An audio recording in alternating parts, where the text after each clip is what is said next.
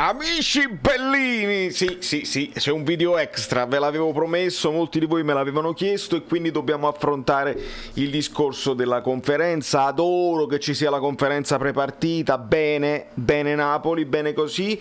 La questione dello nuovo sponsor di Amazon, e facciamo anche un accennino perché abbiamo analizzato Inter-Genoa, ma ha giocato la Lazio, ha giocato l'Atalanta.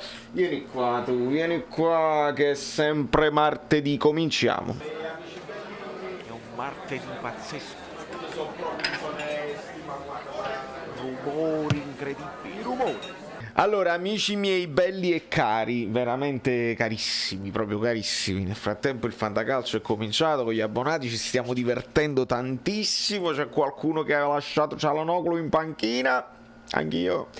Ma comunque, questo è il bello del fantacalcio, non sai mai cosa ti può succedere, serve un po' di mazzo anche nel fantacalcio. Cosa abbiamo visto ieri? È cominciato il campionato, ovviamente un occhio alla Lazio perché dovevamo capire se questo sarrismo era fattibile. Io ho fatto, devo dirvi la verità, ho fatto un po' di zapping, quindi non posso fare un'analisi approfondita né della partita della Lazio né della partita dell'Atalanta. Facendo zapping, caro Fabio Capello, non si può parlare di due partite che hanno giocato contemporaneamente, si fanno brutte figure, si dicono cose banali e quindi non si fa. Però quello che si può dire è che anche semplicemente guardando gli highlights il Torino meritava almeno il pareggio, ma molto di più. L'Atalanta 2 tiri 2 gol, uno all'inizio straordinario di Muriel e uno sul finalissimo di questo Piccoli che probabilmente doveva anche essere ceduto. È incredibile. Io quando vi dico che serve il mazzo, questo intendo. L'Inter ha dato una prova di forza e va bene, ma quello è il mazzo.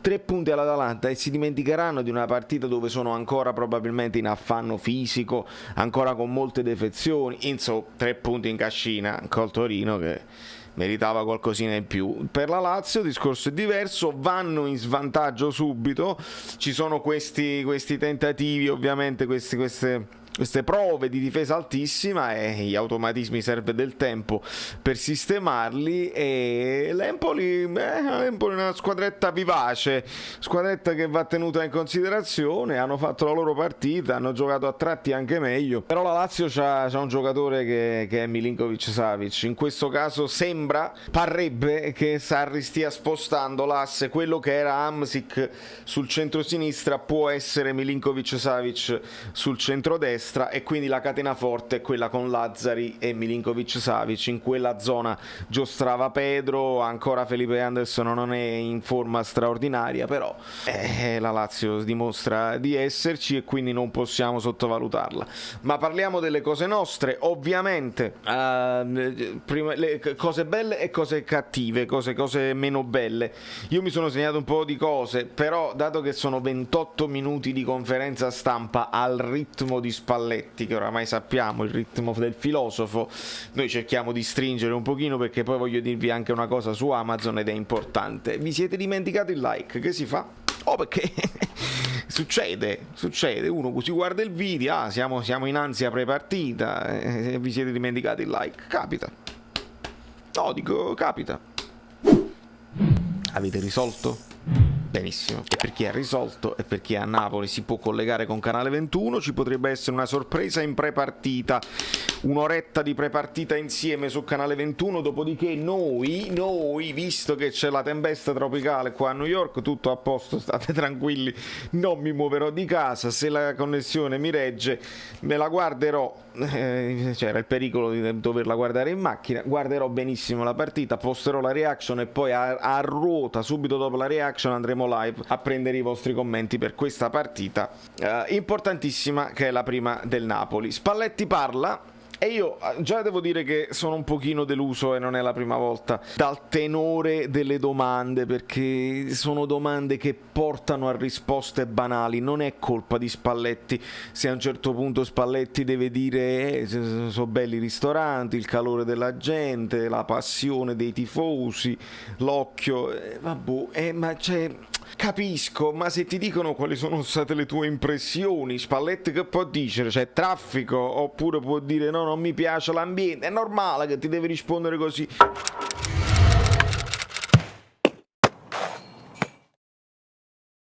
Avrei preferito domande, capito? Cioè, allora, il Venezia, secondo te, come tu l'hai visto in queste partite, 4-3-3 o 4-3-1-2? Il trequartista può mettere in difficoltà cioè, queste sono le domande che io, da appassionato di calcio e di tattica, voglio sentire. Che Spalletti mi risponde che il Napoli è una sfida arrapante. Mi piace, perché Spalletti non è banale, cerca, hai capito, di creare anche da domande banalissime risposte interessanti che diano titoli. Spalletti fa titoli, ecco perché gongolano i vari giornalisti.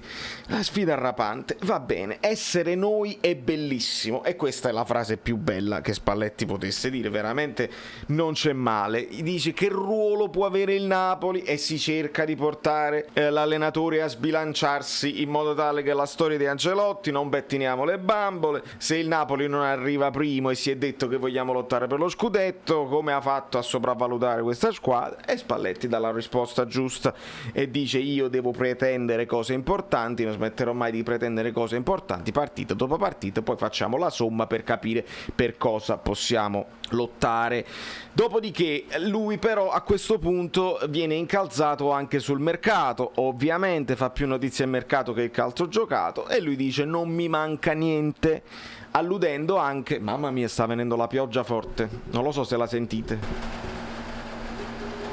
Non mi manca niente, lui allude anche a Juan Caguetar Gesù, il quale lui dice che quando l'ha lasciato era integro, era forte, era veloce, tutte le cose belle che ha detto di Juan Jesus, però ci fa intuire, come avevamo detto, ragazzi, purtroppo l'avevamo detto, e sono 2 o 3 settimane che vi sto dicendo che il Napoli non ha più come priorità il terzino sinistro. Perché? Perché già con l'adattamento di Zanoli uno poteva, capito, fare di necessità virtù, puoi far riposare Mario Rui, puoi spostare Di Lorenzo, puoi far giocare Malqui, puoi mettere anche direttamente Zanoli, aspetti Gulam, come tutti gli anni. Gulam quest'anno lo vediamo meglio che mai, tutti gli anni contiamo sulle speranze, e l'arrivo di Juan Jesus da centrale, che può essere adattato anche al terzino, ci porta a togliere completamente le speranze su eventuali acquisti del terzino sinistro. Il Napoli deve fare un centrocampista e Spalletti lo lascia intuire tra le righe che abbiamo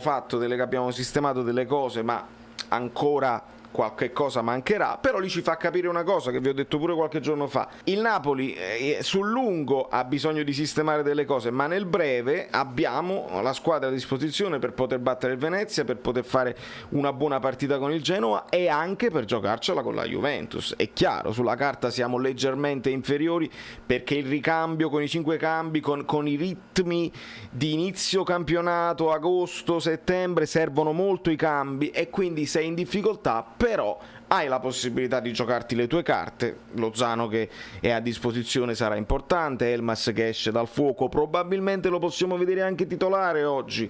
Me lo dite voi nei commenti, avete sentito delle notizie? Elmas è titolare? Non può essere pure al posto di Fabian, e poi Rachmani perché Manolas così. Il resto è carta conosciuta. Quindi piace a Spalletti la duttilità di questa squadra. C'è una cosa che però non mi è piaciuta proprio di quello che ha detto, e che dice: io mi sono portato il foglietto con la rosa per non dimenticarmi nessuno.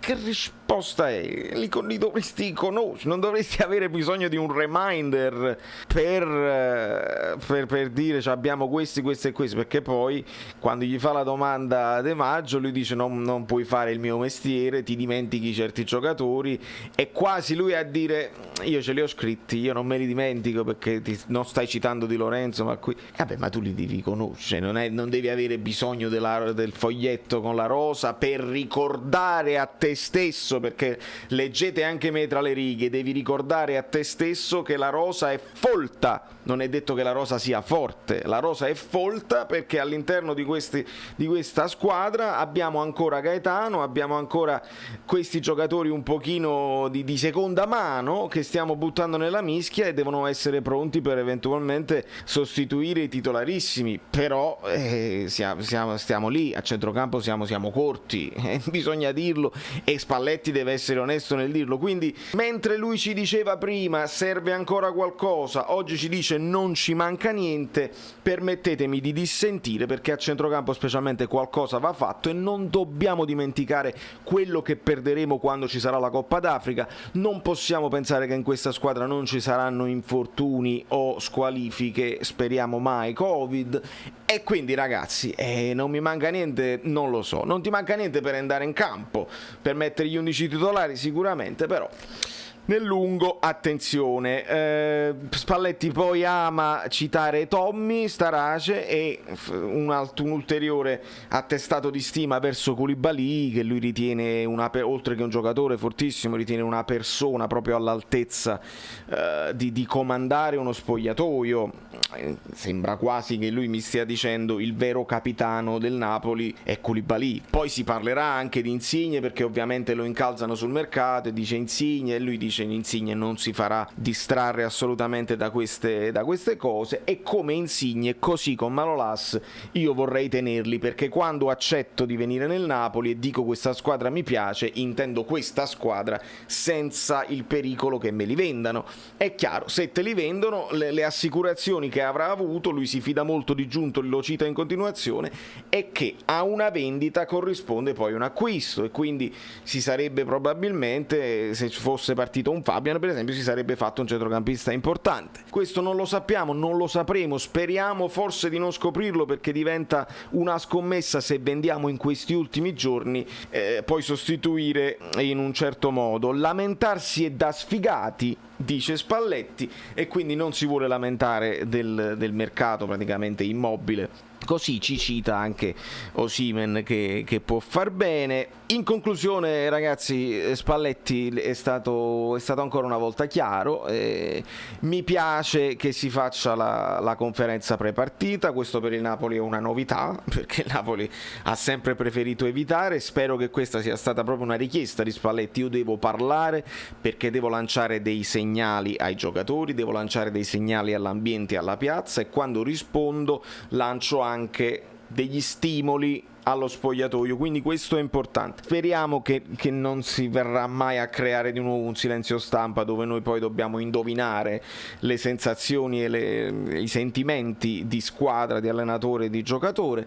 Quindi continuiamo così. Nel finale un accennino alla questione di Amazon. Io sono contento quando il Napoli si lega a degli sponsor importanti. Amazon rappresenta un colosso vero e proprio. Ora però non è che Amazon significa adesso siamo ricchi, oppure adesso Jeffrey Bezos, congratulations. Non è che Bezos si compra il Napoli e abbiamo fatto.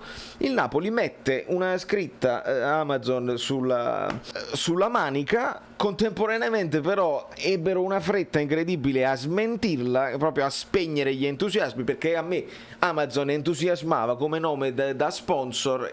Magari sarebbe più bello, magari bello qui, così eviti, perché lo mettono in bianco, è più carino.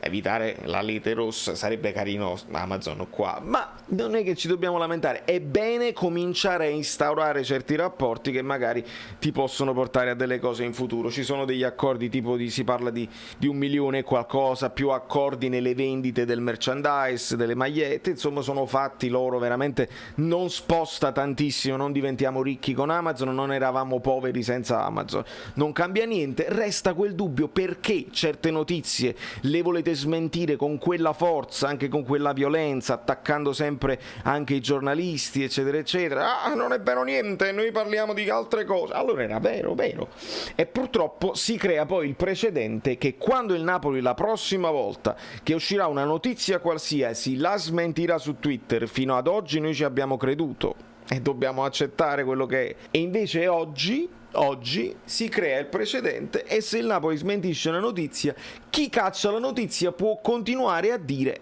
ma non è detto, smentita di facciata, non è detto, e continuiamo a fare illazioni, ipotesi e parrebbe. E il festival del parrebbe stai aprendo le porte a tutti i parrebbe, e tra i parrebbe più pericolosi c'è ovviamente quello di Insigne. Perché? Perché è vero come è vero che è più facile che l'Inter si vada su Correa Gea perché la Lazio lo sta scaricando, dice non vuole giocare, non può giocare, se ne vuole andare, però Thuram si è infortunato e quindi tra gli vari obiettivi Insigne potrebbe ritornare in auge nei discorsi, non dico fattibili, ma dico che potrebbero distrarlo, perché io non ci credo che Insigne non si fa distrarre dalle notizie di mercato. Io credo che l'ipotesi, se avesse il contratto lungo, tranquillo, ma essendoci un anno di contratto, l'ipotesi è, magari non parte subito, ma che ne parli in famiglia per tutto l'anno, secondo me potrebbe capitare. Signori miei, questo è il mio pensiero in prepartita, l'ansia sta salendo, lo so, lasciate un like per l'ansia, ci vediamo tra pochissimo con la reaction registrata, con le zanzare, con la reaction registrata, e poi ce ne andiamo live per prendere tutti i vostri commenti e considerazioni per questa prima di campionato importantissima. Da New York, Valerio Fluido è tutto, sotto alla pioggia, è sempre martedì, lo sapete, noi facciamo il possibile per essere almeno coerenti. Quindi dobbiamo arrivare ai 10.000 e arriviamoci, si deve cliccare sopra la cosa così, poi cliccate sulla campanella, poi vi iscrivete al canale Telegram, Non di poi più, dovete dai, praticamente fare basta, sei cringe, quante cose. tutte le cose bellissime. Mi fai il Io caffè? mi ricordo come mi chiamo.